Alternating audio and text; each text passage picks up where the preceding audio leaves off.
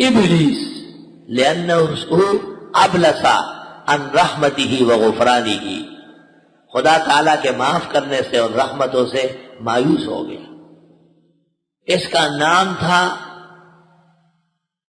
جان یا دوسرا کوئی نام تھا، لیکن اس نے ملائک میں جا کر اپنا نام رکھا عزازیل، بروزن جبرائیل، میکائیل، جیسے لوگ جھوٹے نام اپنے رکھتے ہیں، فلاں ترکی، فلاں بخاری۔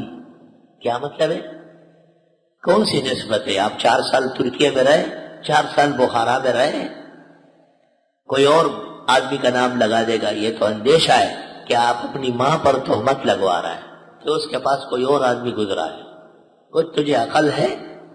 بخاری مغازی میں ہے، ایک شخص باپ کی جگہ سسر کو باپ کہتا تھا، باپ کا نام ہٹا کے اس کا نام کرایا۔ آپ نے صحابہ کو کہا جاؤ اس کی گردن کاٹ کے لاؤ۔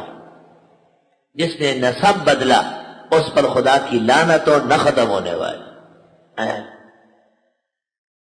سب سے پہلے نسب کو بدلنے والا وہ ابلیس ہے۔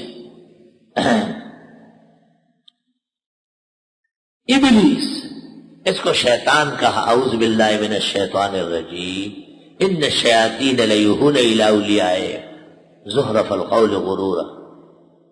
شیطانہ کا شیطانہ، غلط کام کرنا، غلطیوں میں خوش ہونا۔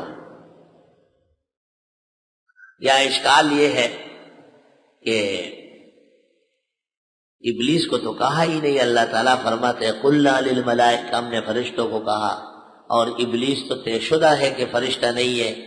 سورۃ بنی اسرائیل میں ہے کان من الجن ففسق عن امر ربی، یہ جنات میں سے ہے، نافرمان ہو گیا تو شیطان بن گیا۔ جواب یہ ہے کہ سورۃ اعراف دوسرے رکوع میں ہے اذ امرتک، میں نے تجھے کہا تھا، میرا امر تجھے بھی آ چکا ہے۔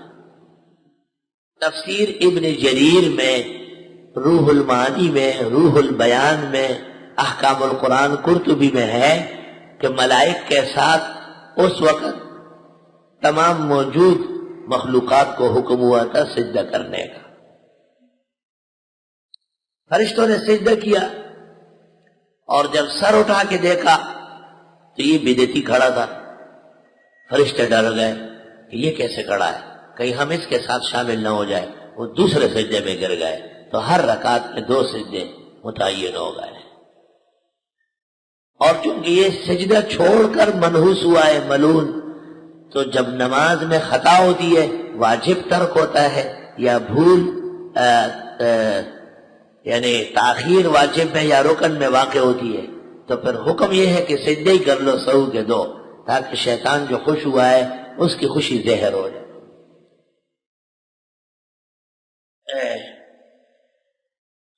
اللہ